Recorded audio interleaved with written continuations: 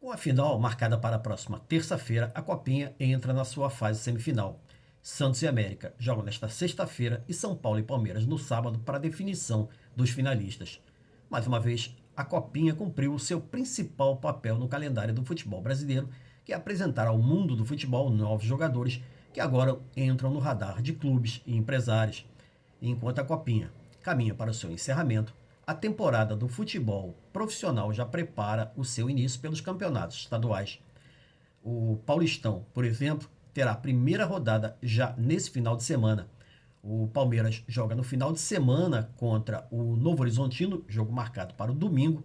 E como o Verdão vai disputar o Mundial de Clubes no início de fevereiro, o time teve partida antecipada da quinta rodada para esse final de semana. O Campeonato Paulista segue o regulamento dos anteriores, né? O regulamento tradicional do Campeonato Paulista.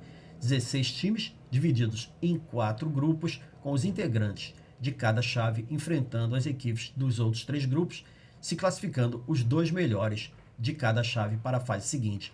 Os times seguem trabalhando na janela de transferência, buscando aí a reforços. No Corinthians, por exemplo, chegou o goleiro Ivan, vindo da Ponte Preta. Outro que deve assinar com o Corinthians é o atacante Diego Costa, que deixou o Atlético Mineiro. Do Palmeiras, que se prepara para a disputa do Mundial de Clubes a partir do dia 8 de fevereiro, nos Emirados Árabes, também estão chegando jogadores. Um destaque para o zagueiro Murilo, que estava no futebol da Rússia.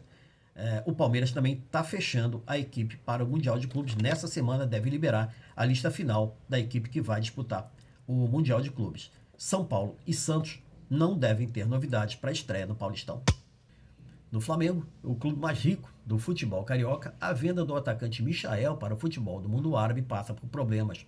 Além do Goiás, que briga por uma parcela da venda, o Flamengo recebeu notificação do Goianésia, outro clube de Goiás, esse sim entra na briga como clube formador. Mas a grande novidade do Flamengo é o telão de 15 metros quadrados que vai ser instalado no Ninho do Urubu, exatamente para facilitar o trabalho do técnico Paulo Souza. O telão, a instalação do telão, foi um pedido do técnico antes da estreia do Flamengo, aliás, já nessa fase de treinamentos para a estreia do Flamengo no Campeonato Carioca. No Vasco, o presidente Jorge Salgado recebeu sondagem no processo de transformação do Vasco também em clube empresa.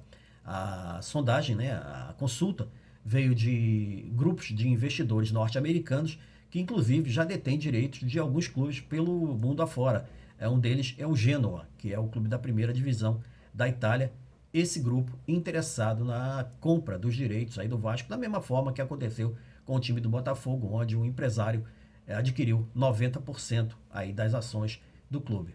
O time estreia na quarta-feira no Campeonato Estadual, diante do Volta Redonda, e o técnico Zé Ricardo segue avaliando o elenco do Vasco, que se apresentou nesta semana e começou o início de treinamento, inclusive treinamentos fora do Rio de Janeiro. O Vasco apresentou o seu 12º reforço, que é o jogador revelado pelo Avaí, o Getúlio, o atacante revelado pelo Avaí e promovido ao elenco profissional em 2017. No total, o Getúlio já disputou até agora 148 jogos, marcou 32 gols. O jogador atuou também pela Tombense e no futebol português. Ele se junta aí no Vasco com essas novas contratações, o lateral Matheus Barbosa, o volante Bruno Nazário e os atacantes Vitinho e Raniel são algumas das contratações do time do Vasco para essa temporada. O Campeonato Mineiro também começa no dia 25 com o jogo Caldense e América, jogo isolado. Cruzeiro e Atlético jogam no dia seguinte. Sobre reforços, destaque do Atlético para a chegada do técnico Turco Mohamed, o argentino, e o zagueiro uruguaio, o Diego Godin, que se integrou à equipe do Atlético para essa temporada.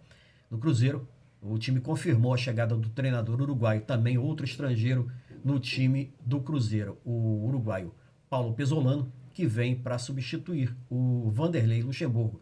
O Paulo Pesolano é um treinador de 38 anos. Além do treinador, algumas novidades são Matheus Oliveira, volante que estava no Ceará, Maicon, que volta ao time que o revelou, o Cruzeiro, também o Matheus Silva, que veio do Ituano, e João Paulo, jogador que jogou a Série A pelo Atlético de Goiás. Sobre o futebol carioca, por lá, o campeonato também começa no dia 25, com o jogo isolado entre Boa Vista e Botafogo. O Botafogo que começa a arrumar a casa depois que foi transformado em sociedade anônima. Como estratégia de internacionalização da marca, o clube anuncia a venda de produtos do Botafogo em diversos países, entre eles Austrália, Canadá, Japão e China. Para a disputa do Campeonato Carioca, o técnico Enderson Moreira vai contar com o volante Breno, ex-Goiás, Fabinho, volante de 35 anos, o zagueiro Klaus e o atacante Vinícius Lopes são algumas novidades do time do Botafogo. No Fluminense, clube que juntamente com o Vasco foi o que mais contratou aí para a temporada 2022, a mais recente chegada foi o goleiro Fábio, ex-Cruzeiro. O Fábio, que chegou ao Rio, goleiro de 41 anos, depois de uma longa temporada no Cruzeiro, o jogador que inclusive já defendeu o Vasco no Rio de Janeiro, se integra ao time do Fluminense, o Fluminense que quer jogadores experientes para a disputa da Taça Libertadores. No futebol capixaba, o destaque fica por conta do anúncio dos adversários de Real Noroeste e Nova Venécia na Copa do Brasil. O Nova Venécia enfrenta o Ferroviário do Ceará e o Real Noroeste pega o Operário do Paraná. Apesar do otimismo, o técnico do Nova Venécia, o Cássio Barros, sabe que vai ter dificuldade para enfrentar o adversário com a obrigação de vencer, já que a primeira partida é em casa e nessa fase o visitante joga pelo empate. Com a mesma obrigação, o Real Noroeste enfrenta o Operário do Paraná e o técnico Duzinho Reis afirma que sabe das dificuldades, mas lembra que o Real, além de jogar em casa, tem pelo menos um mês para se preparar. O Campeonato Capixaba começa no próximo dia 29 e as equipes entram na reta final de preparação para as estreias. O Rio Branco, que continua a fase de treinamento em Marilândia, fez dessa vez mais um amistoso, vencendo por 2-0. O Rio Branco venceu uma seleção local, gols do zagueiro Igor Caldeira e do lateral Matheus Gama. O técnico Cipriano Alexandre já considera o time praticamente definido para a estreia no Capixabão dia 29 contra o Estrela. A Desportiva do técnico Rafael Soriano também fez amistoso nesta quarta-feira e foi derrotado pela Tombense, time do interior de Minas, por 3-0. Para os jogadores, apesar da derrota, foi mais uma boa oportunidade para mostrar ao treinador as possibilidades de cada um para a estreia no Capixabão.